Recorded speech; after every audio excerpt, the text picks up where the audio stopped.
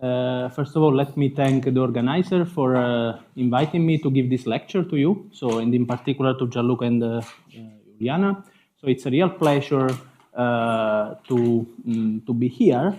So what we will do in these lectures, we will try to essentially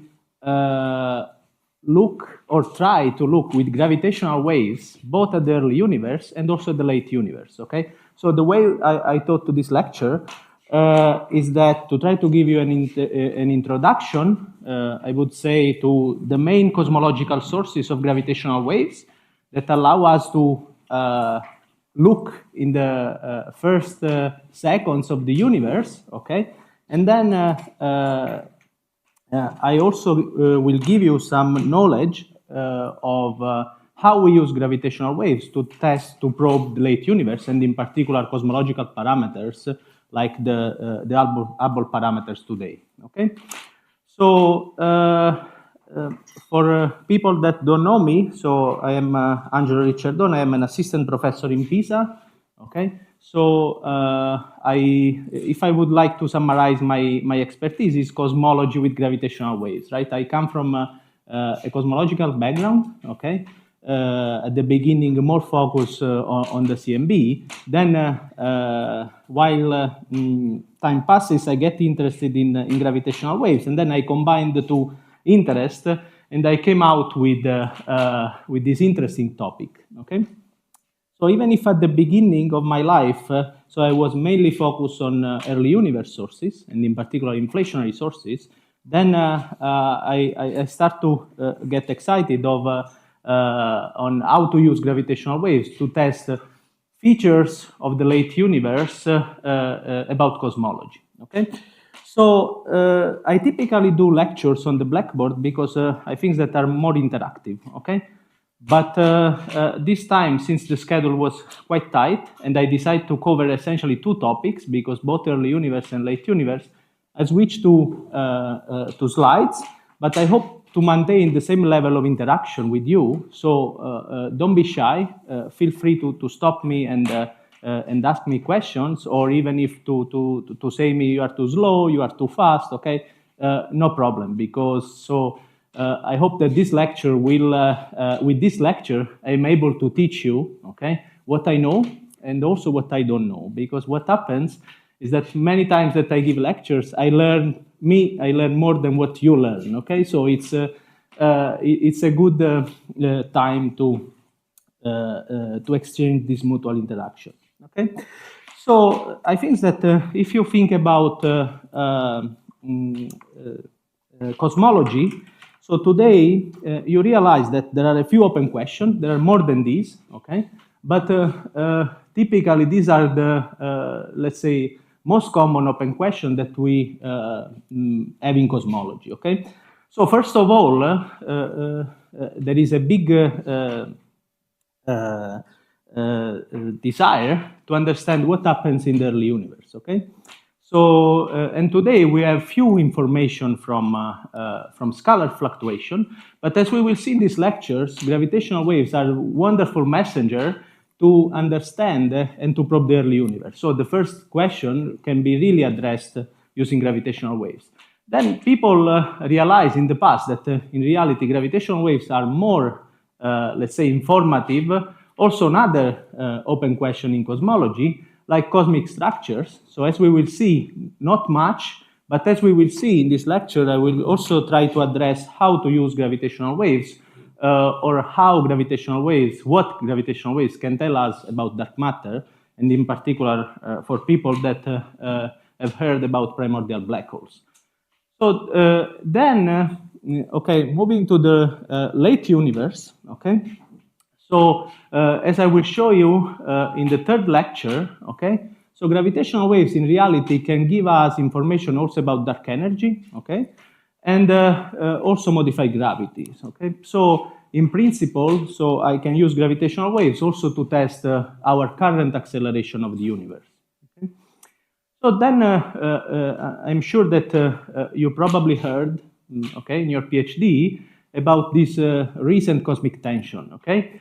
So one of the most famous is the Hubble tension that we will see in the third lecture. This discrepancy in the inference of in the measurement of the Hubble parameters from early universe probes and late universe probes. Okay.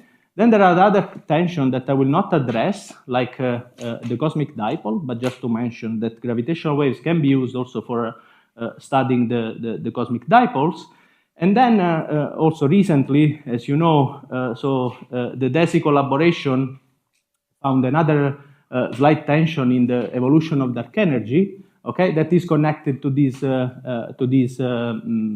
topic here, okay?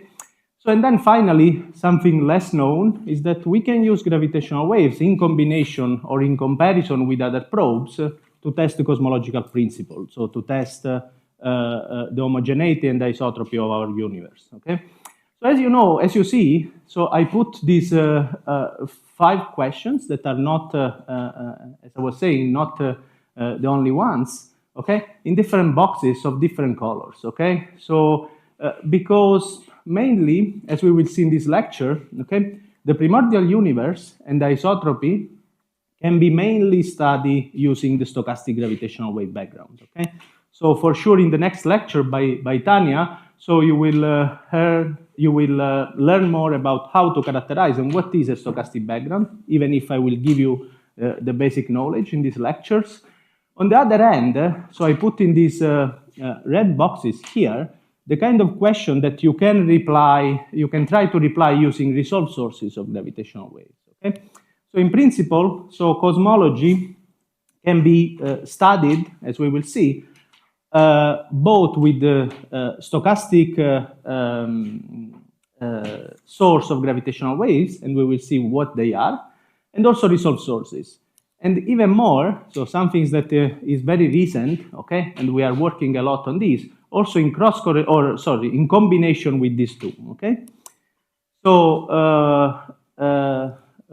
putting together information that comes from resolved sources and stochastic background. This will be a topic that we will address at the end of the 4th lecture or in the exercise, okay?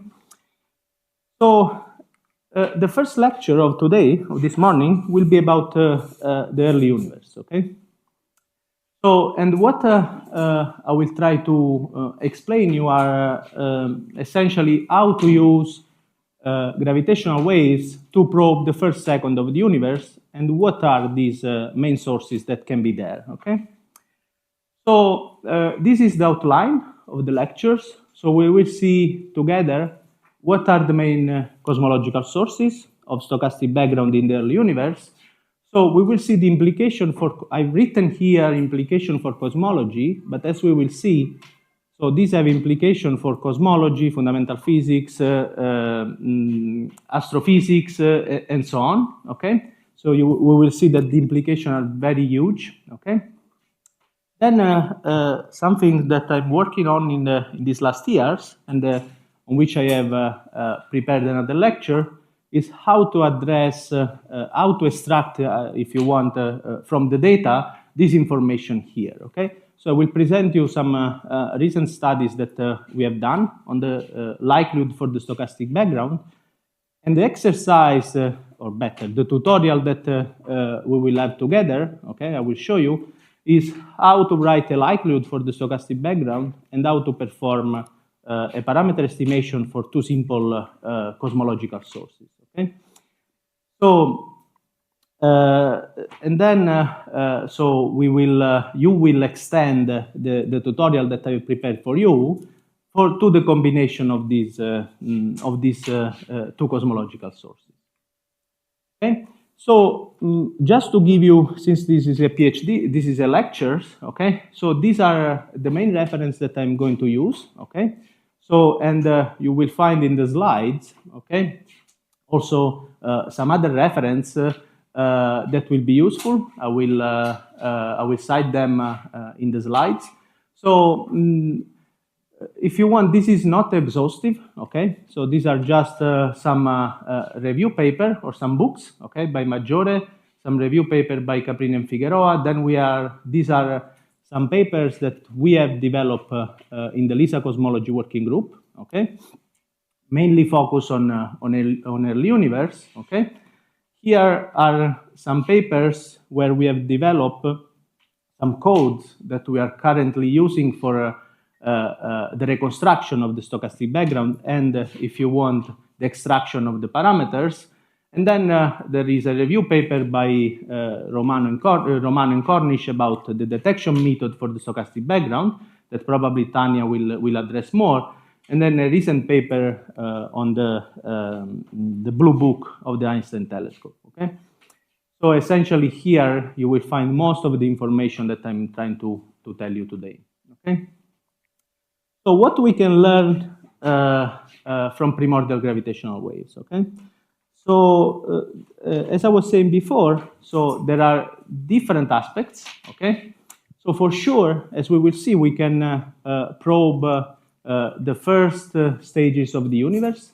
Later we will see what this means. Okay. So we can measure the energy scales for different phenomena, and later we will see what these phenomena are. Okay.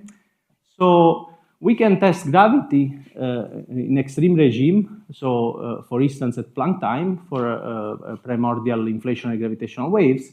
And very important, so we can probe high energy particle physics. Okay. So these are some of the features that we can extract from a measurement of a stochastic gravitational background. Okay. So what is, let's say, what are the properties of the gravitational waves that allow us to extract this clean information? Okay, so you have clean information on these. Okay, the main property is that gravity is weak. Okay, so in the sense that gravitational waves really almost do not interact with anything. So as we will see, okay. So this means that they travel really freely in our universe, okay? So not like other probes. So they decouple upon production. And this is a very interesting property because essentially when they decouple these particles, as we will see, okay? So they essentially retain the information of the sources that has generated these gravitational waves, okay? So on the other hand, there are also some cons about the fact that the gravity is weak, and this is the difficulty to detect gravitational waves. And as we will see, for primordial gravitational waves, we are still, as we will see later, so searching for these gravitational waves, okay? But at the moment, so we have not detected yet. So we have upper bound from the CMB, as you know, from the cosmic microwave background. So we have some hints from PTA, okay? And then still interferometers have not detected primordial gravitational waves, okay?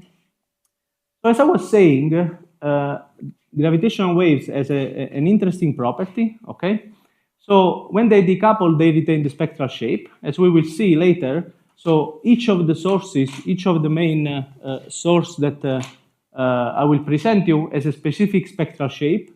And as a first approximation, okay, we rely on this spectral shape, okay, to reconstruct the stochastic background. Okay, so in principle, we use the spectral shape, the first approximation, to reconstruct the signal and also to separate the different signals, okay, the different sources.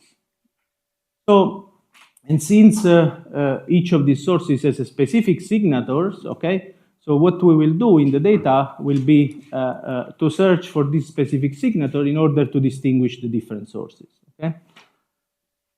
So for people that are new or almost new and that are starting in this field, okay, let me give a very basic introduction to the stochastic gravitational wave background, okay?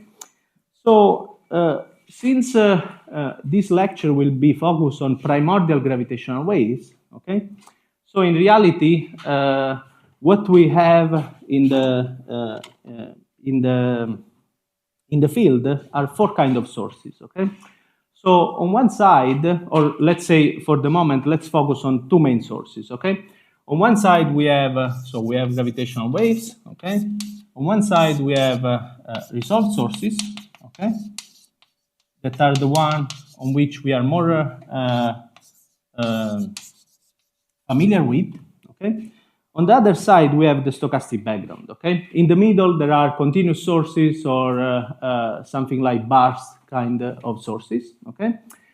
So for the stochastic background, okay, there are two main sources, okay? Are astrophysical gravitational wave background and cosmological gravitational wave background, okay? So in this lecture, I will mainly focus on the cosmological one, okay? Even if some cosmological information can be extracted from the astrophysical background, okay? But I will mainly focus on this signal that is made by an incoherent superposition of signal from sources that are resolved both in time and in the angular domain, okay? There is an important caveat for the stochastic background, okay? So the stochasticity, okay? The reason of the stochasticity between this signal, behind this signal are different for the two sources, okay? So the fact that the astrophysical background is stochastic, okay, comes from more from a limitation of your detector, okay? So just to give you an idea, so here I put my interferometers, or better, my two interferometers, because this will be clear later in the lecture by Tanya, okay? I put two interferometers, okay? Here I have my field of view, my observational field, okay? So, and then here I have my black holes, okay? Here I have one black holes, two black holes, three black holes. These are, let's imagine that these are the LIGO Virgo black holes that the LIGO Virgo have detected, okay? Of course, there are black holes essentially also more far than here. We will, okay? Let's try to understand this, okay? So there are black holes up to, I would say, up to high redshift. We will see tomorrow up to where, okay? So of course, this interferometer here has a limited resolution, okay? There are not holes in the sense that they don't have infinite resolution. So at some point, there is a kind of limitation due to the intrinsic property of the detectors, okay? And the fact that after these limits, I cannot disentangle these different sources, so these are perceived from my detectors as a stochastic gravitational wave background. So we can discuss on the origin and the type of this stochastic background, but mainly, so the astrophysical one, okay, is stochastic in the sense that there are too many sources, as we will see, and they are not independently detectable, okay? On the other hand, so the cosmological one has an intrinsic stochasticity because, as we will see, so the origin of the gravitational waves in this case is quantum, okay? There is a quantum origin associated to these gravitational waves, and for these reasons, so we can characterize these gravitational waves only statistically, okay? And we will see what means this statistically, okay? What I mean. But for the moment, let's take this separation, okay?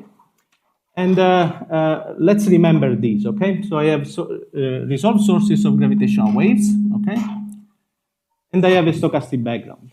So tomorrow, we will focus on this, okay? Today, we are focused on this, and in particular on the cosmological background.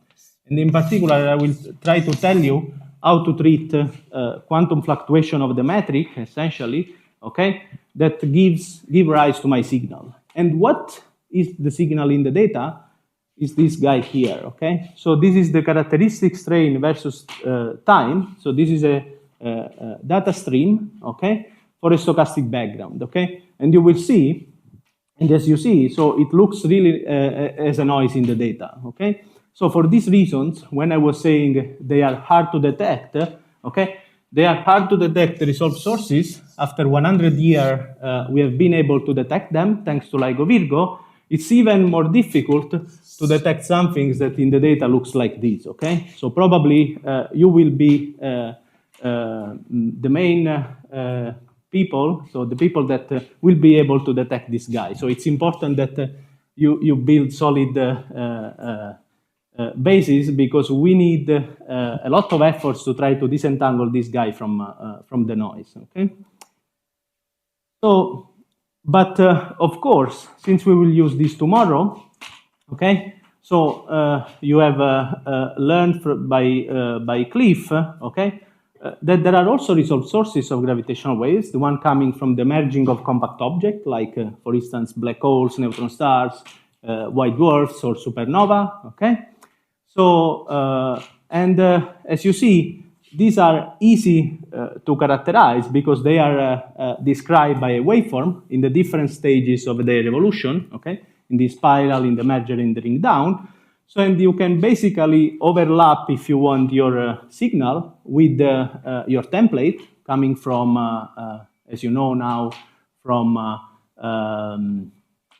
analytical waveform or from numerical waveform or from the combination of the two. And if the two overlap, as you will see, as you have seen with in the lecture by Elena, through the matched filtering, okay? So you can claim that you have detected the signal, okay? So, but this is let's say, the main subject of our lecture, okay? So the stochastic gravitational wave background. So what are the main cosmological sources, okay? When we talk about interferometers. So this list here, okay, is almost exhaustive, okay? There are other sources, but I will not comment on them because typically they don't show up at interferometer scales, okay? So, but when you think about early universe, okay, I think that at the end of this PhD school, you will remember that these are the main cosmological sources of gravitational waves for the early universe, okay? Early means less than 1 second, okay? So, and these are gravitational waves from inflation. We will see later what and how to measure them. Scalar-induced gravitational waves, okay? This is something that probably you are less familiar with, but as you, if I mention primordial black holes, then probably you connect the two, okay? And these are very popular in the recent year. Then we have gravitational waves from phase transition, okay? And then we have gravitational waves from cosmic strings, okay? So all these kind of sources, as I was saying, bring different information, okay? And what I will try to do today, focusing mainly on inflation, scalar-induced, and phase transition, is that what information I can learn from measuring these cosmological sources, okay? So, and as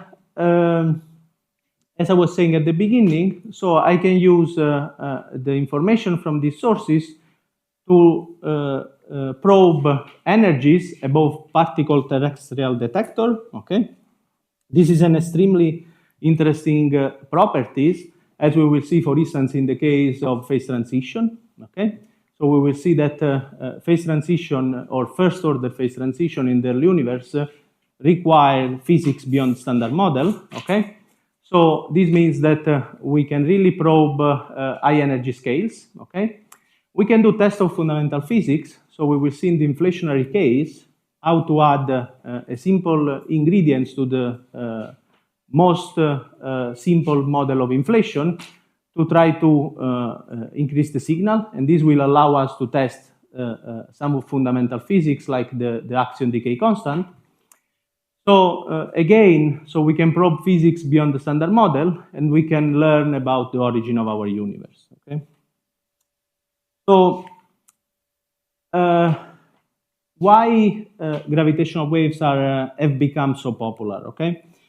So, and I think that even more primordial gravitational waves, okay? So in cosmology, so today we almost know everything about the photons, okay? Because several missions in the past, like COBE before, WMAP, Planck, okay, have produced very detailed map of what is called the cosmic microwave background, okay? That is a snapshot, okay, of the early universe, okay?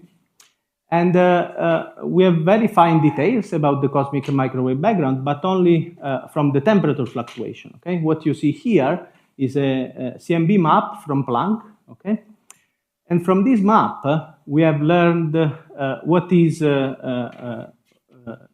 what are the features of the spectrum of the CMB, of this most famous black body spectrum, and also what are these tiny differences in the colors, okay, of the map that reflects essentially a variation in the temperature, okay, of the CMB. We have built a correlation function of this map, okay, 2-point correlation function from this map, and we essentially have learned the origin of the quantum fluctuation, okay, from the angular power spectrum of the CMB, okay, and we have learned a lot of other properties about our universe.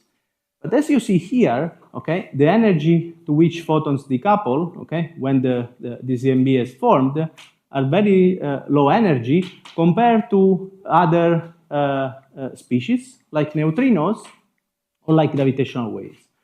So the reason why I put this messenger here, that are the main three messengers with which we study our universe, is that if we are able to detect gravitational waves, primordial gravitational waves, we really retain information about something like the Planck scale, okay, very high energy scales, because gravitational waves decouples really almost at the Planck time, okay. We will see later for inflationary sources what happens, okay.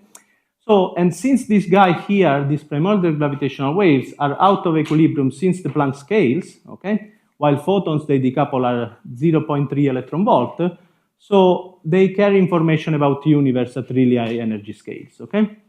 So, and you can understand why measuring these gravitational waves could give us information about our early universe. So, questions, comment? Yes.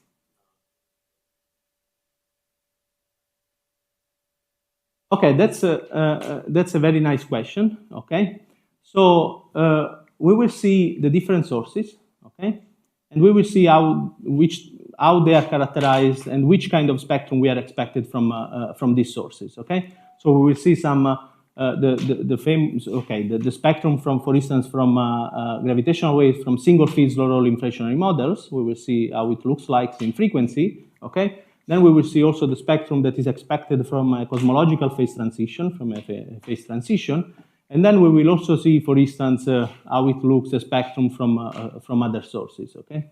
So, but it's model dependent, okay? One of the reasons why it's almost also difficult to detect a cosmological background is that when I show you here, okay? So you see, the beauty of the resolved sources is that both post-Newtonian studies, as you have seen with Cliff, and also numerical relativity, allow us to write down this behavior of the waveform in time or in frequency. Okay. So on the other hand, so there is a vast zoology of cosmological background. Okay. And this vast zoology translates in different model dependence, okay? And the reason why we are building these tools to reconstruct the frequency is exactly this, okay? We try to characterize them to create some template bank, okay? In order to try to distinguish the different sources. Other questions?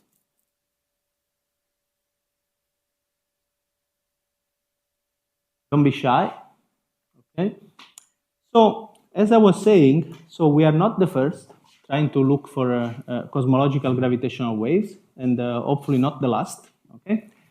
So, because people, okay, so we have the formation of these gravitational waves here, okay? People have looked at the gravitational waves for many years through the impact on the CMB anisotropies. So what you have to remember is that there are mainly two ways to detect the stochastic background of gravitational waves. The first one is called indirect, okay?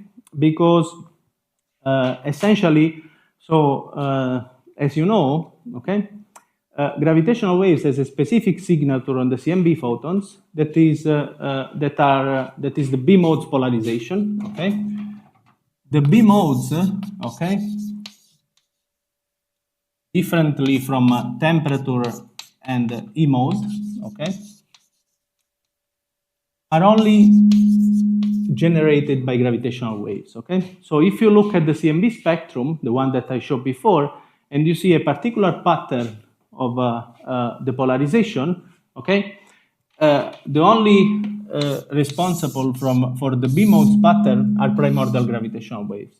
People have tried for a lot of years to see, to measure this B modes pattern, but at the moment, as we will see, we have not measured it, okay? Even with the latest CMB detector that is Planck, okay, that you see here. So, and through this indirect way to detect gravitational waves, okay, so we only put some upper bound, okay? And the reason why I call that indirect, because so it's not a direct detection, because in this case, what you try to detect is the CMB photons through the Thomson scattering of electrons and photons. And the gravitational waves leave a particular pattern on these CMB photons, okay? So why these are different difficult to detect? Because they are very weak, they are small, okay? Then there are a lot of foregrounds, as you know, in CMB studies. And then there are also a lot of, I would say, contamination for gravitational lensing that can switch E modes in B modes at small scale, okay?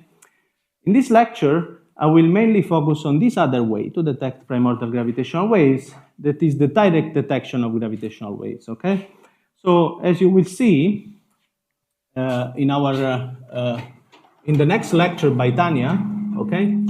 So, in this case, we try to look for this small distortion in the arm of the interferometers, okay?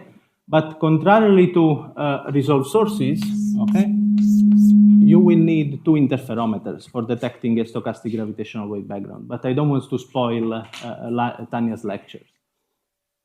Okay? There are mainly three ways or three classes of detectors to try to detect this cosmological signal. One is ground-based detectors, as you are familiar with.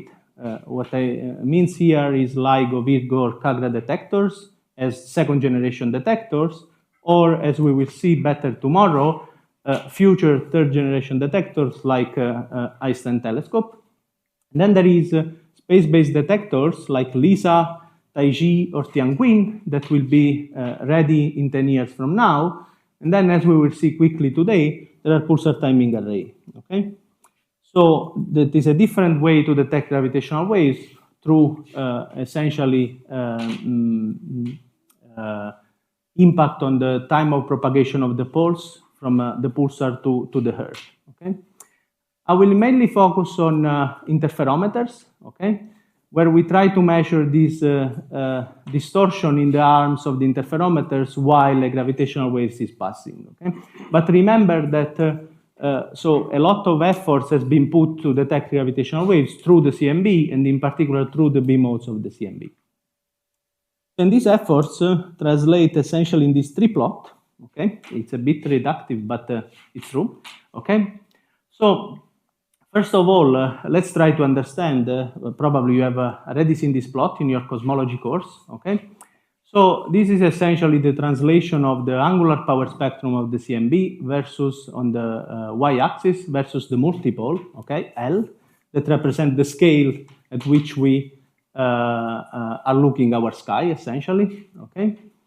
So at the moment, from CMB measurement, okay, we have measured, as I was saying, the TT power spectrum, that is this red line, and the E mode polarization spectrum, okay?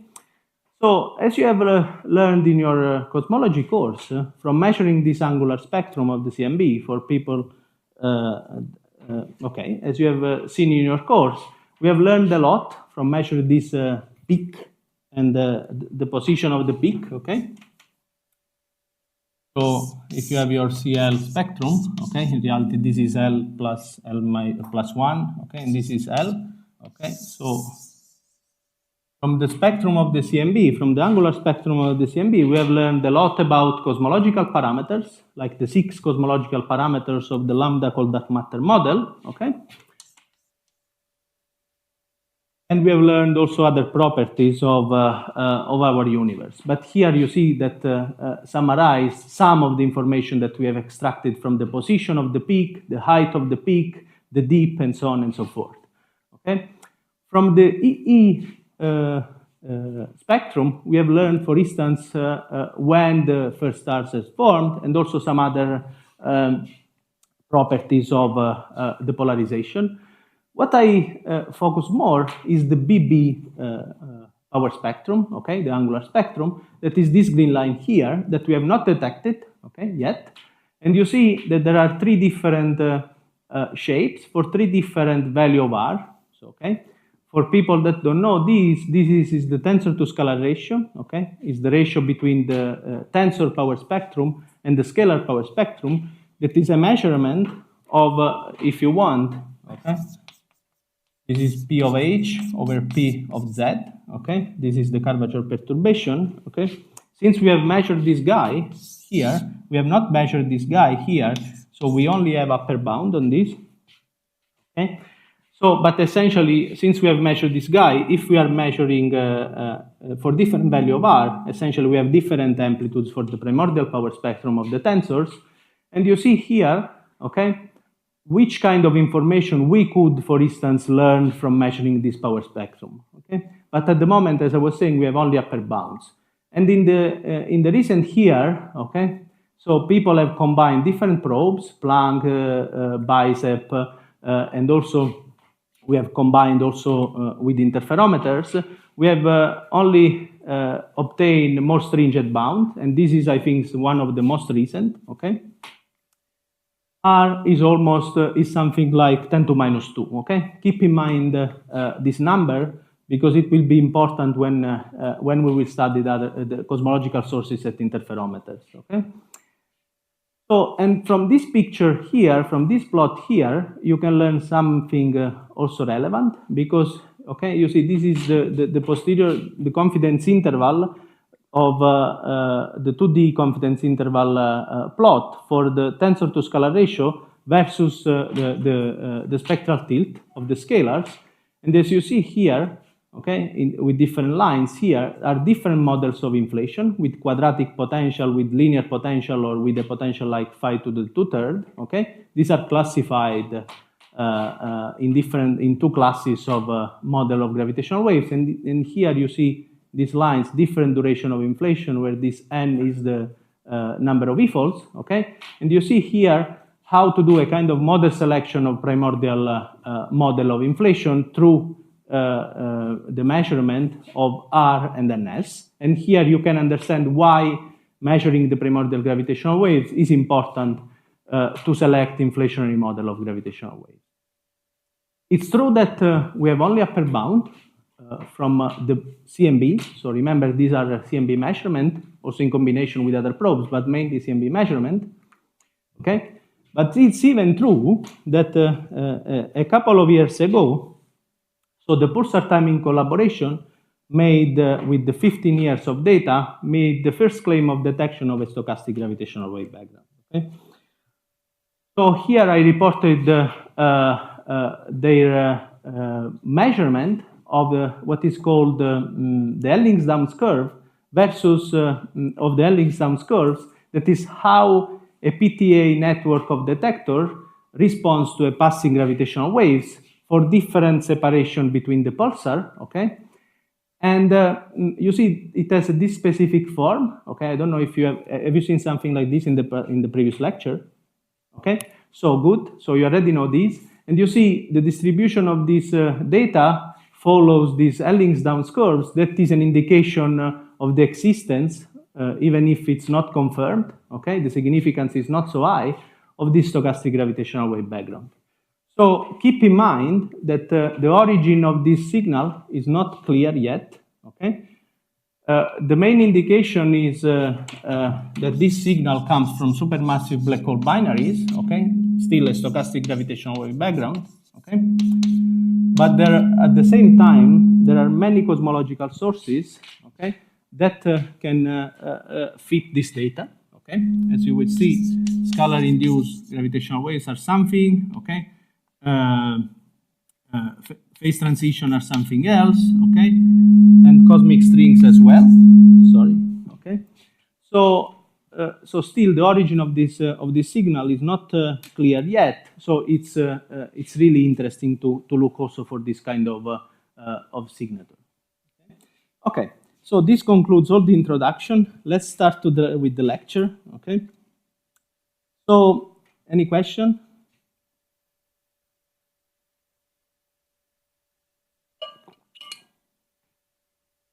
Okay.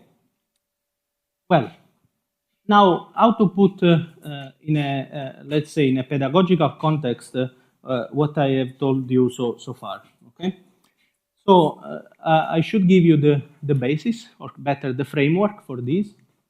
Okay. Our framework is general relativity. Okay.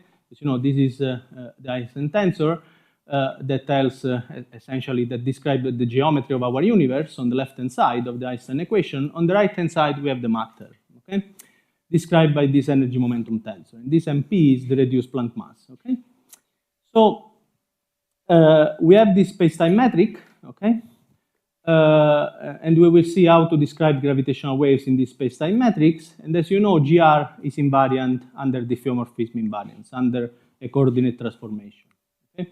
So I will not give you all the details because probably you have seen this in several lectures. Okay? But I will define what are gravitational waves. Okay? Because this is an important definition. Okay? Gravitational waves are the only radiative and gauge invariance tensor perturbation of the space-time metric. Okay? So what these two features means, okay?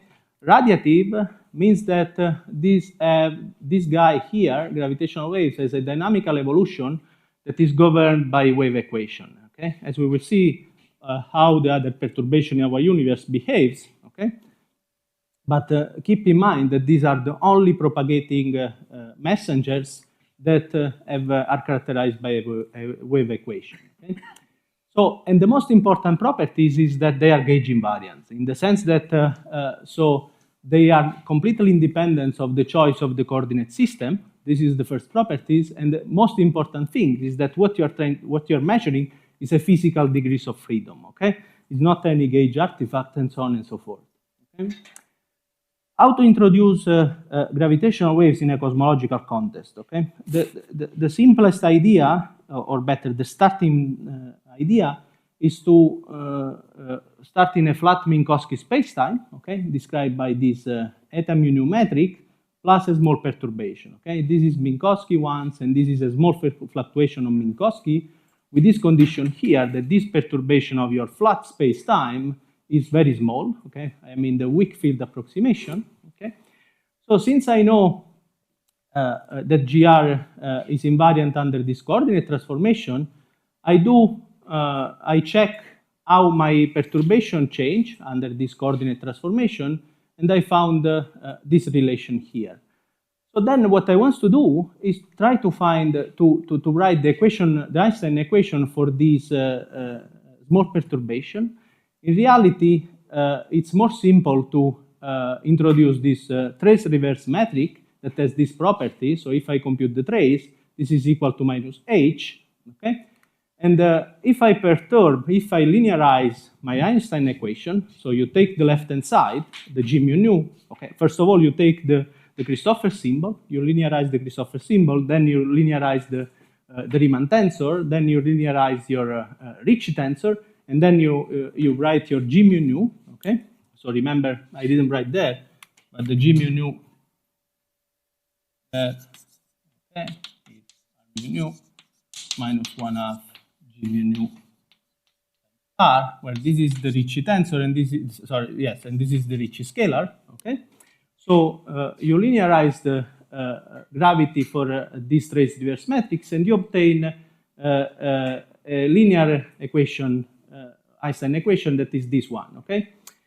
So then you impose the Lorentz gauge, that essentially is this one, okay? And what you obtain, okay, is already a wave equation here. So you see that you have a box of H, okay, that is equal to essentially the energy momentum tensors, okay? So remember that this guy here is a 16 at the beginning, 4 by 4 matrix. So since this matrix is symmetric, then I have 10 degrees of freedom, minus 4 imposed by the Lorentz gauge. In this equation here, I have still 6 propagating degrees of freedom, okay? So without entering into the details, so there is still a residual gauge freedom in this coordinate transformation that I imposed in this way, okay? And this allows me to define what is commonly called the TT gauge, the transverse traceless gauge, where I have the trace equal to 0 of my H tensor, and then I have the fact that this guy is transverse, okay? So as we will see, how it propagates. So at the end, so I'm left with this equation of motion, okay? That is box of H ij equal to 0, okay? So if the energy momentum tensor is 0. So with this extra residual gauge fixing, so now I have left with 2 degrees of freedom. I have the 6 here, minus 4 imposed by this residual gauge freedom. I have only 2 degrees of freedom, okay? What are these 2 degrees of freedom, okay? These are the two polarization of the gravitational waves, okay? What is called plus and cross polarization, okay?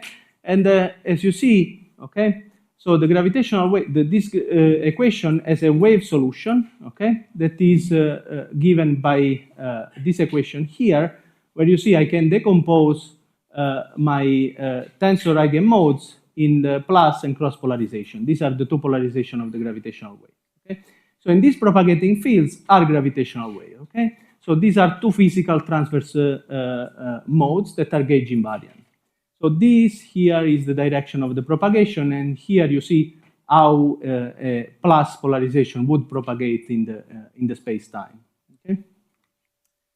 So people, and this was already done many years ago, but in a cosmological context, okay, besides the gravitational waves, besides the tensor, we have also other perturbations that are the scalar perturbation, okay, that are all of these, okay, and the vector perturbation, okay. So people were worried about the fact that my tensor would be gauge invariant, would be gauge dependent, sorry, okay. So, and the idea was, let's take again the metric tensor, let's decompose it in Minkowski, but let's add now the other fluctuation, okay? So, and there is a useful trick, since we live in an isotropic and homogeneous universe, that is to apply what is called the scalar vector tensor decomposition. So you look how these guys transform under SO3, and you are able to write your metric fluctuation in terms of scalar, vector, and tensor fluctuation, okay?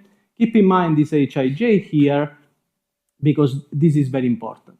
So since you want to compute your Einstein equation, okay, you do the same on the right-hand side, okay, and you decompose also your energy momentum tensors, okay, in terms of scalar, vector, and tensor perturbation, okay, and then you combine the two. Okay.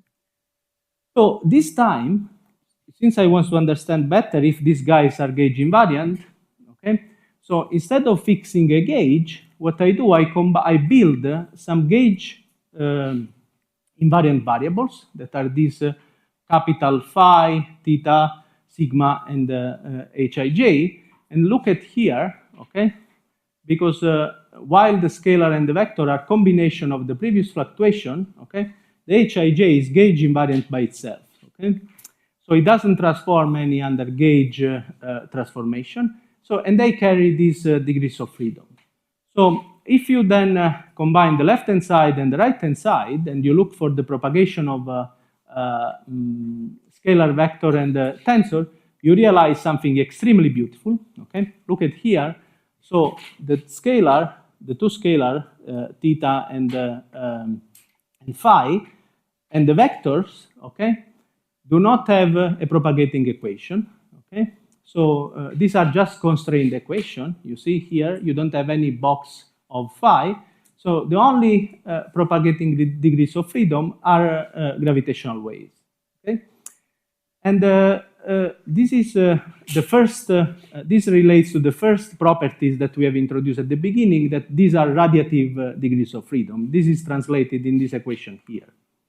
Okay, but since we want to study gravitational waves in a cosmological setup, okay, so I want to study gravitational waves in a curved background. Okay, so because this is the background that I have at the beginning of my universe. Okay.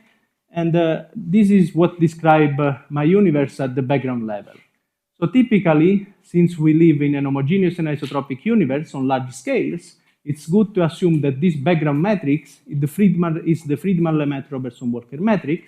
And then I add a small perturbation on this background matrix, still with the condition that these fluctuations are very small. Okay? So again, what you do, you perturb your metric tensor, okay? And in this case, we just focus on the fluctuation of the tensor perturbation. Here, you have the background metric, and then you have the tensor fluctuation. You still impose the TT gauge, and then you compute your Einstein equation. Okay? There is an important caveat for gravitational waves propagation in curved space-time that is not clear, easy to understand, okay, that is the following. So in this case, okay, gravitational waves are a source of the curvature themselves, okay. So, and in this sense, you have to apply the concept of separation of scales, because when you write your, for instance, your Ricci tensor, okay, so this will have a background quantity, okay, then we'll have a linear quantity, and then you have a second order quantity, okay. So the same happens also to the right hand side, okay. The point is that if you want to extract the contribution, so the point is that gravitational waves contribute to the curvature of the space-times themselves, okay. So in this sense, if you want to separate what is the background, okay, to what is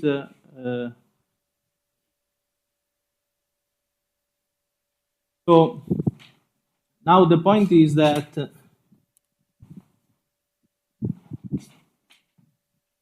so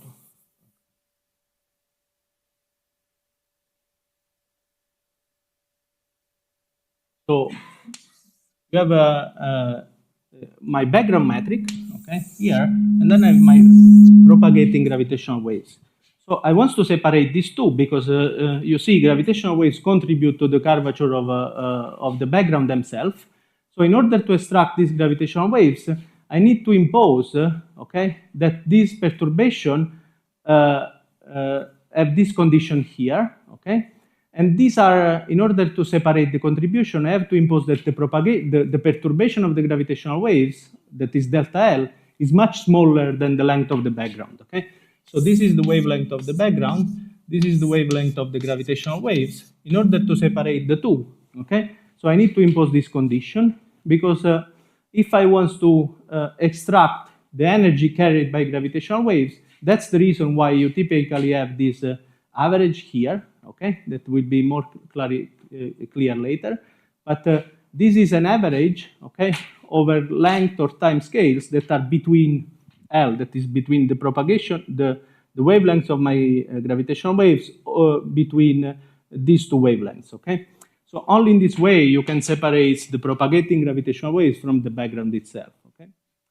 So this is not very immediate to understand, but it applies very well to cosmological gravitational waves, okay? While for recent sources of gravitational waves, this is not very, is not guaranteed, okay? But remember that whenever we compute this average and we compute the T mu nu, we have to keep in mind this average between these two length or time scales, okay?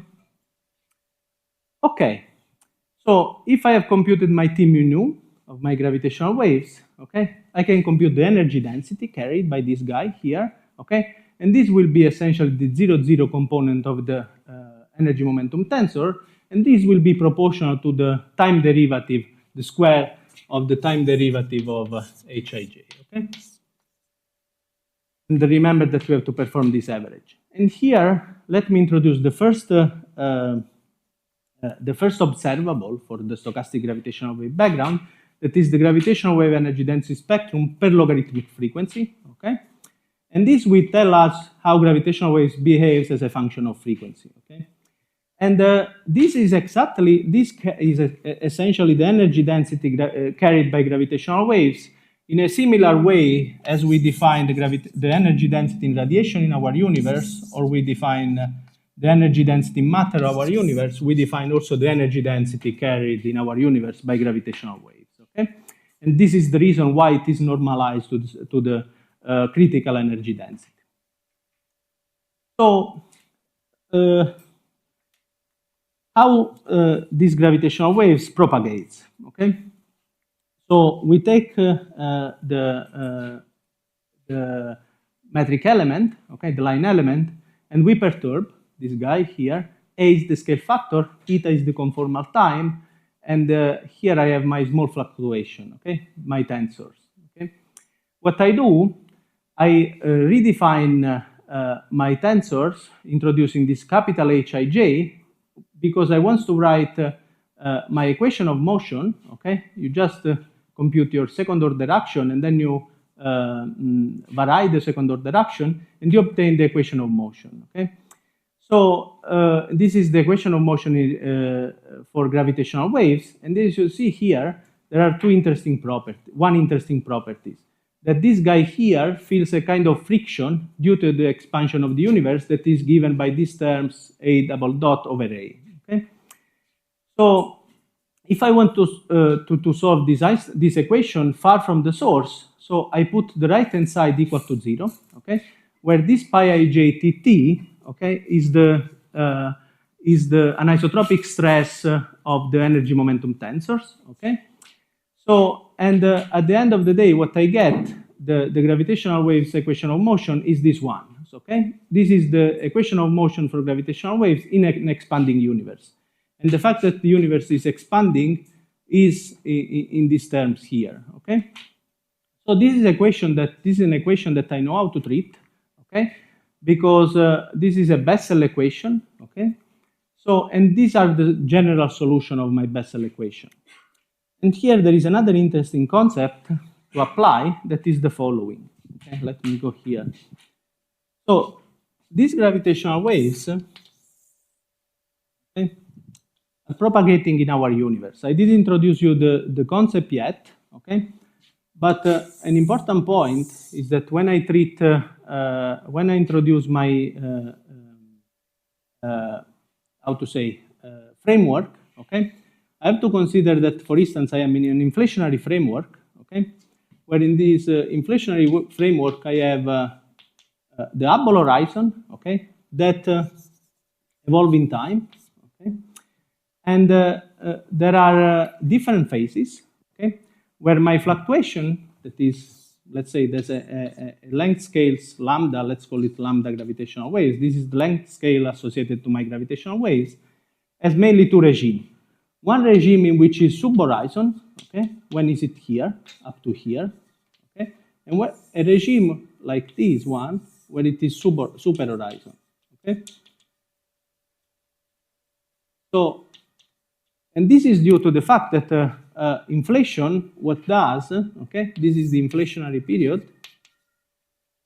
What inflationary does do is that it shrinks the Hubble horizon in such a way that my comoving scales can go from subhorizon scales to superhorizon scales.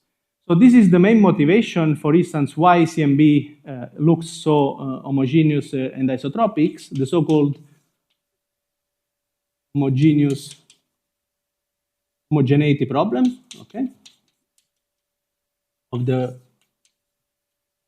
this is one of the reasons why inflation has become so popular, because it gives the possibility to the scales, to the perturbation, to go from subhorizon scales where they talk to each other, okay, to superhorizon scales where they, as we will see, they look frozen, okay. So if I take my equation, I can solve this equation in the two regime, okay, and look at here, okay. So if I am on sub-horizon scales, like here or like here, okay, this is my evolution. Remember that you are here, okay? This I put H0, and here I put my interferometers, okay? So let's put you here, okay? I can solve this equation first on sub-horizon scales. In this case, I say that k eta is much larger than 1. This means that my length is my wavelength is larger, is smaller than the horizon, okay, scale. In this case, what happens is that my gravitational waves evolves redshift like 1/a, okay? So this means that this guy here is oscillating and decaying, okay? So when I am on sub-horizon, keep remember these terms 1/a here. And if I want to find my solution of the gravitational waves, this is given by 1/a. On the other hand, if I try to solve this equation on the super-horizon regime, so I can neglect this term here, okay? And the solution becomes something that is constant. Okay? So you see the different evolution, okay? My gravitational waves on sub-horizon, okay, is oscillating, okay? While on super-horizon scales, my tensors are constant, okay? And here I didn't define yet, but here I have my radiation domination period, okay? Up to the radiation, up to the equality, okay? And then here I have my matter domination period, okay? And then you are here today. Okay, and here there is the final near inflation ends, okay? So my gravitational waves evolve from sub-horizon scale, okay? Then they go on super-horizon scale where they are constant, and then they evolve here, and then they, when they are sub-horizon, they decay again, okay?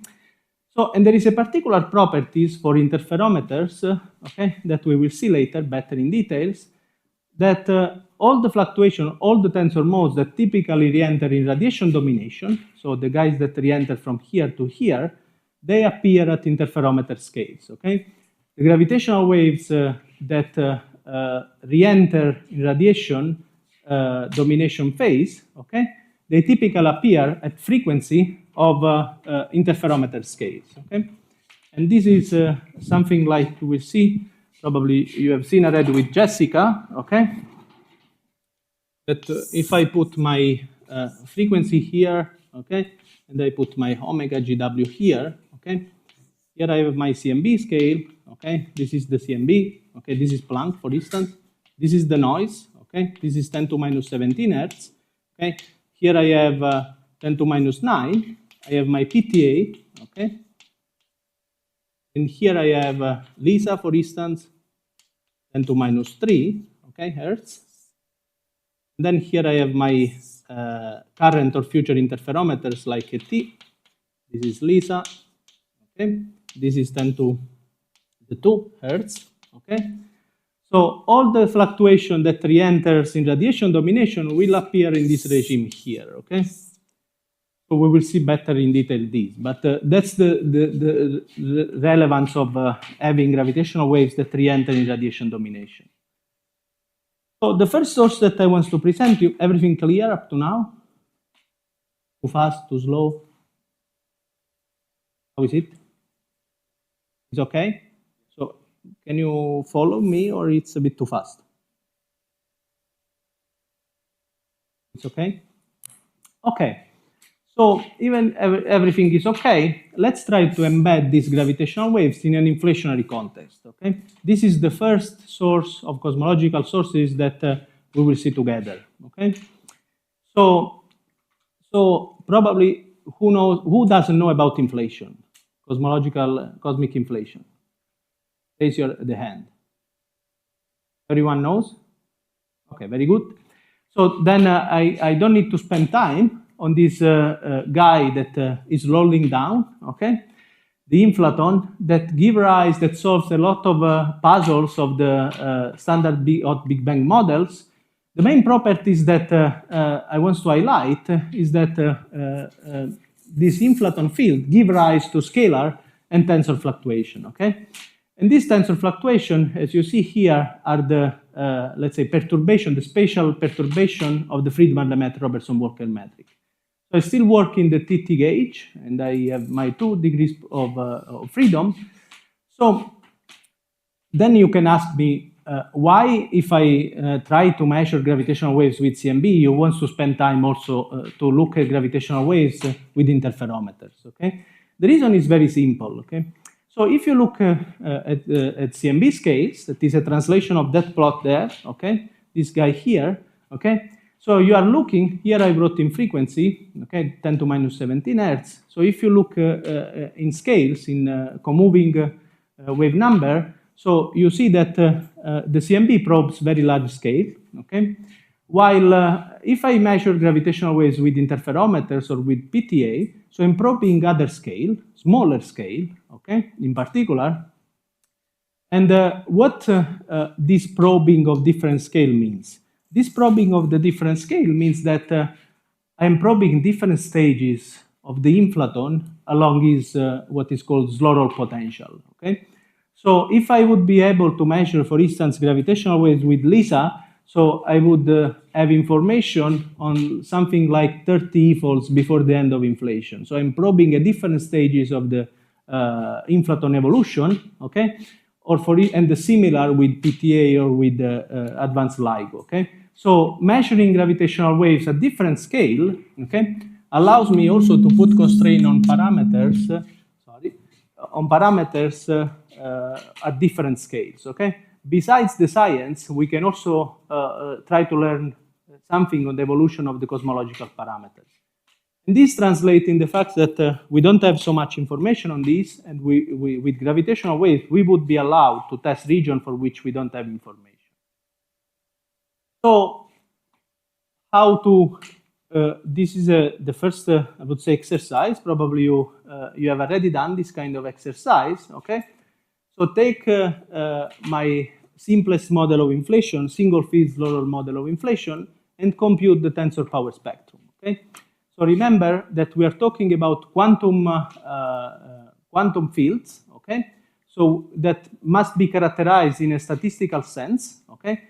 The first observables that I can compute if I talk about early universe is the power spectrum, okay, P of H. It is the Fourier transform of the 2-point correlation function, okay, H of K prime, okay. So, and how to do this? So I take my metric, I put myself in an almost de Sitter background, okay. I take my metric and I compute my second order action. Okay?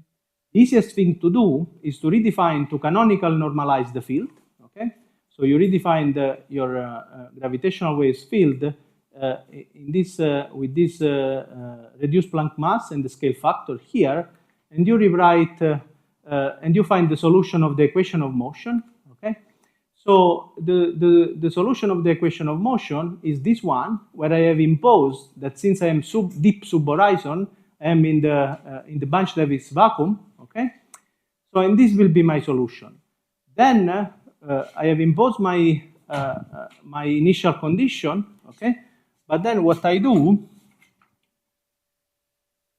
I compute my power spectrum here, okay, or better here, okay, when I am on super horizon, and this will be the solution when I am on super horizon scales, okay. Please remember this this h over square root of k cube, okay. And having this solution, what I can do is that I can compute my tensor power spectrum, okay, that is defined, as I was saying, as the Fourier transform of the 2-point correlation function. And I remember that I have 2 polarization, then I multiply this by 2. And this is the form of the primordial tensor power spectrum on super horizon scales. There is an important property here, that is the fact that this depends on the Hubble parameters, okay? So this means that if I am able to measure this P of T or P of H, okay? So I am, what I told you at the beginning, an information on the energy scales of inflation, okay? Why inflation happens. So if I do the results, if I do the calculation properly, and I take into account that I am in a quasi-de Sitter background, where this H is not constant, but slightly vary, okay? And this slower parameters epsilon keeps into account the fact that this is varying in time, okay? If I do the calculation properly, I found that the power spectrum is again an amplitude here that is the same of this times k that is slightly red tilted, okay? This minus 2 epsilon is smaller than 0, okay? Remember this. So what is called here, this tensor spectral tilt, okay, is the derivative of the log of p over the log of k. And remember that this guy is slightly smaller than 0, and this means that it's a red tilted spectrum. Red tilted means that my spectrum is suppressed moving to smaller scale, okay? So in a similar way, from my single field Lorentz model of inflation, you can compute your scalar power spectrum, and then you can define what I told you at the beginning, that is the tensor to scalar ratio. That is the ratio between the tensor and the scalar fluctuation, okay? So again, this picture, because you see, you compute this guy here, but in reality, then you observe this guy, you compute when you are on super horizon, but what you want to know is that this guy today, okay? But before going there, okay, let me tell you what we have learned so far about this, okay? So as you have seen, our power spectrum has a form of power law, okay? Then I can rewrite my scalar and tensor power spectrum in this way, okay? Here I just plug R times AS, okay? Because I defined it by my tensor to scalar ratio.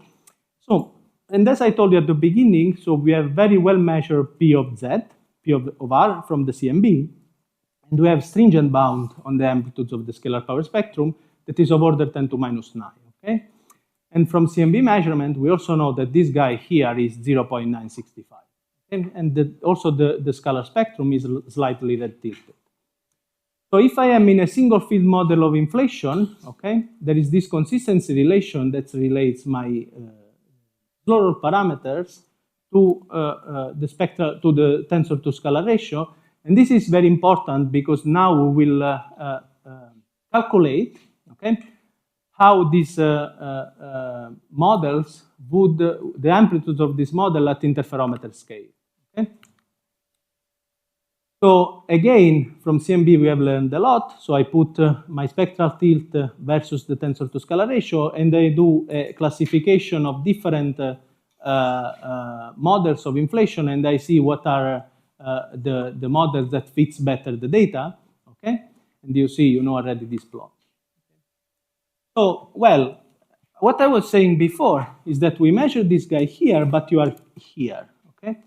So what happens to these gravitational waves when they are subhorizon again, okay? So the idea is that when they re-enter these gravitational waves, they evolve, okay? And the evolution of these gravitational waves is given by the transfer function. So then what I do, I take my super horizon mode and I attach to my super horizon mode the transfer function that is this chi of k and eta, function of k and eta, okay? And this is the solution that we have found before. So the transfer function, of course, depends, keeps the time evolution, and it depends if these modes re-enter the horizon in radiation domination or what is called here in matter domination, okay? So, and essentially, they are described by Bessel function, this spherical Bessel J0 and J1, okay? They describe the evolution for gravitational waves that re-enter here, for instance, like this, or gravitational waves that re-enter in matter domination, okay? So, if you do the job, okay, you compute your spectral energy density, as we have defined before, and you see that this is essentially the H super horizon times the transfer function square, okay? So this means that the spectral energy density is equal to the transfer function squares times the power spectrum that is related to this super horizon square fluctuation, okay? So this means that the amplitudes today, okay, is this quantity here, is k over h ah square times the transfer function squares times the power spectrum. Okay? This is something that you don't easily find is the relation between the spectral energy density that we measure with gravitational waves with the primordial power spectrum. Okay? And this keeps into account the universe evolution. Okay? So if you do, so this transfer function here, okay, this chi of k, okay, is a function of all the particles, all the degrees of freedom that are in our universe, okay? And you can write, you average it, okay, because since it's this very oscillating being a Bessel function combination, and you find their evolution in terms of the degrees of freedom, okay? At the end of the day, you find that the exact calculation is this, okay? You have your spectral energy density related to the primordial power spectrum, and you see here something that is telling you that these gravitational waves re-enter in the radiation domination phase, okay? And here, the fact that there are many degrees of freedom that are decoupled, okay? And here there is the evolution given to the different scales, okay? So this is telling that all the modes that re-enter in the horizon during matter domination, that has the modes that have a frequency smaller than 10 to the minus 17 hertz, fall down as 1 over f squared, okay? And if you compute the spectrum, okay, you find that it goes here in matter domination like 1 over f squared, and then there is a plateau for gravitational waves that re-enter within the horizon in radiation domination, okay? This plot is telling two things. One is this evolution, okay?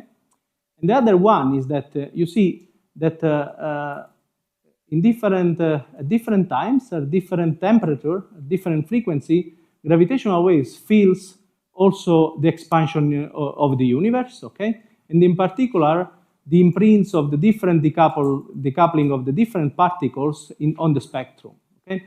This means that if we measure this spectrum, we can get information also on interaction with other particles, okay?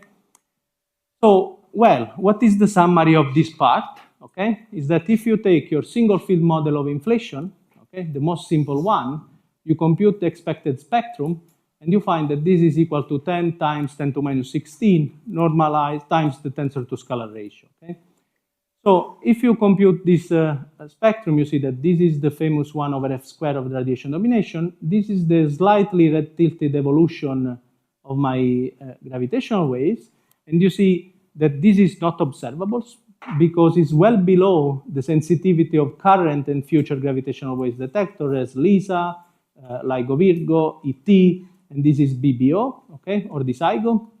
And you see that this is well below, okay?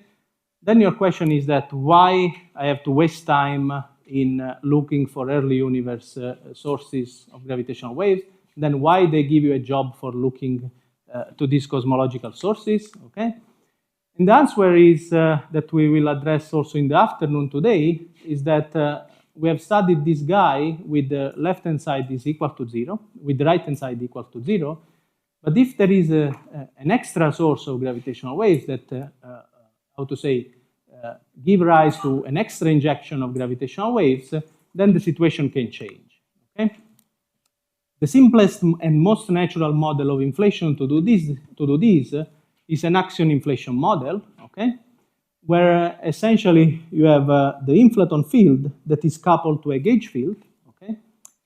So these models was originally introduced in the 90s for magnetogenesis reasons, okay, and this becomes very peculiar because this is a potential that is shift symmetric, so it doesn't suffer any radiative correction, okay? And essentially, in the most general case where you have this axion coupled to fermions and to gauge field, okay, this would be my Lagrangian, okay, where I have my shift symmetric potential.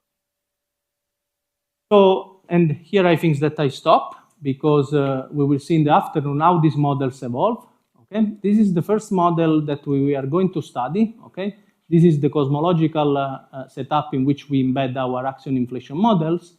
And we will see this afternoon what are the specific signatures of this model, okay? So I will stop here. So if you have questions, please.